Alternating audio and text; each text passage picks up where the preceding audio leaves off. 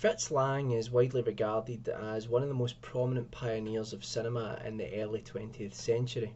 With a filmography which includes seminal pieces such as the science fiction epic Metropolis and the brutal film noir The Big Heat, it can be a daunting task in trying to select his greatest cinematic accomplishment.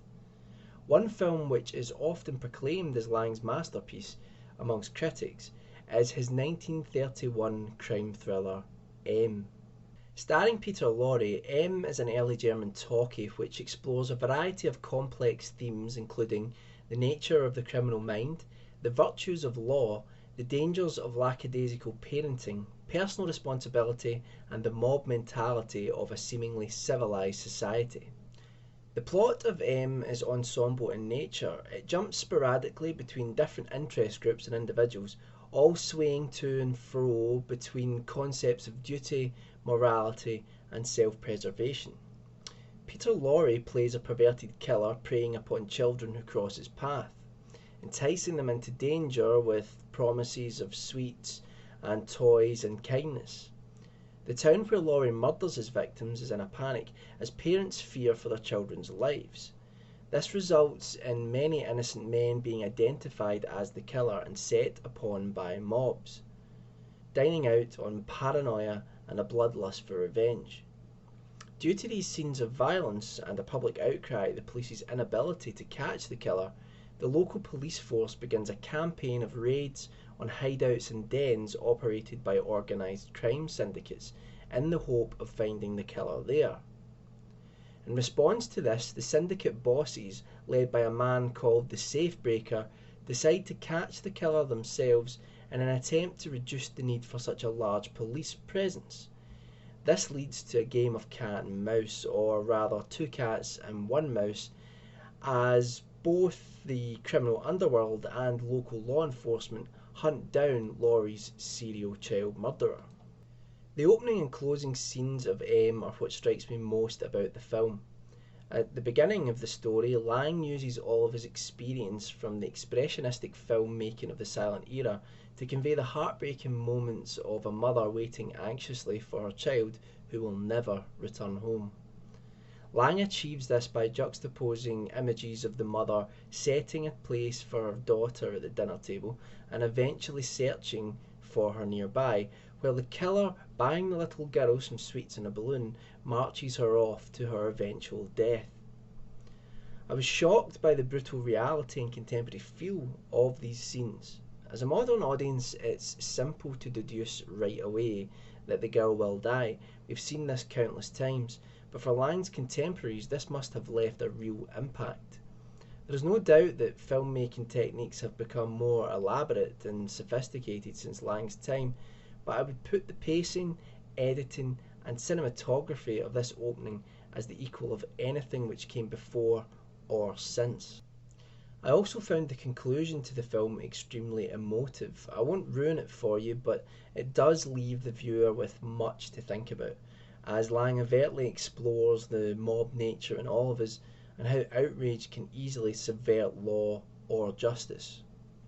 Of course, that will depend on what your idea of justice is. For some, you will agree with the mob, but for myself, I side with that one voice of reason within the scene. It's a point of frustration for some that there's a level of ambiguity about the finale of the film. We're left to guess about how parts of the story end. We perhaps don't get the payoff to the extent that a modern day film about a serial killer would provide, but it isn't so open-ended to leave us feeling empty. The genius of Lang is that he sweeps us up in this manhunt, building tension and suspense as we, the audience, become that mob. Eventually we want nothing more than to see the killer punished for his abhorrent acts, but the film asks the question, at what cost? Should the supposedly civilized betray concepts of justice when dealing with someone who has no sense of mercy?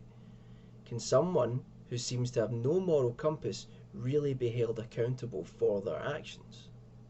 While the film leaves enough ambiguity to allow the audience to answer these questions themselves, it does seem apparent, at least to me, that Lang was making a social statement with this film.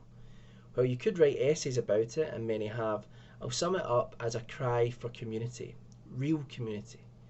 Every group within society which is presented in the film is shown in both a positive and negative light.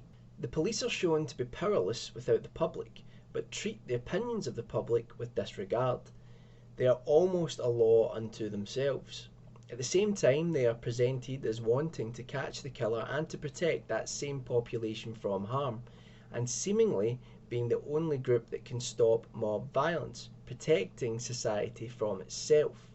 The underclasses are shown in some ways as being the most honourable of all those in the film, as they look out for one another and seem more accepting of those at the bottom of the social ladder. But they are still portrayed as thieves and prostitutes and having an element of self-preservation in trying to catch the child murderer. Even the family unit is criticised as mothers leave their children to play aimlessly in the streets. It seems Lang wishes us to have more social cohesion, to derive strength from his three facets of society: the family, the law enforcers, and those who break the law when it is required. Lorre's performance is the epitome of star-making as he brilliantly conveys the conflicting aspects of his character's psyche: the calm, unremorseful killer, the vulnerability of a persecuted man, and the overwhelming, all-encompassing compulsion to kill. The question of whether the killer is mad or not is never truly answered, but Lorre's performance again creates a wonderful ambiguity. At one point he declares he can't stop himself from killing, while in other scenes he salivates almost sexually over the possibility of killing another child. His performance does contain a sexual perversion to it, which adds all the more to the effective horror of his character. In the climate of the late 20th century and early 21st century, we would perhaps expect a more two-dimensional portrayal of a child murderer and most probably molester as nothing but evil and deserving to die. But Lorre portrays his character with a level of humanity which leaves us uncomfortable, but at the same time ties into the theme of justice and mercy.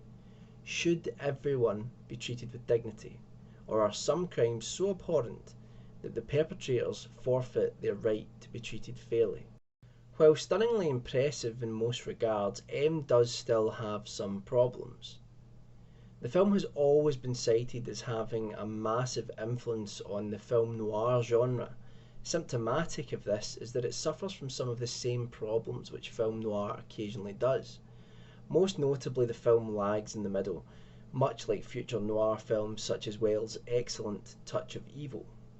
Lang is renowned for creating very lean films, but I felt in the middle of the film some elements were overly long, such as the search scene in the bar.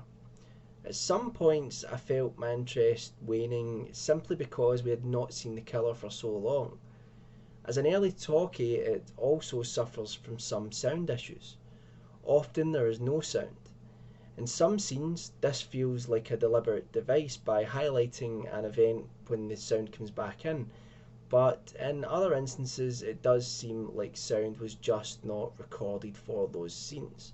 This, however, was a standard procedure of the time. The question remains, is M Lang's greatest work?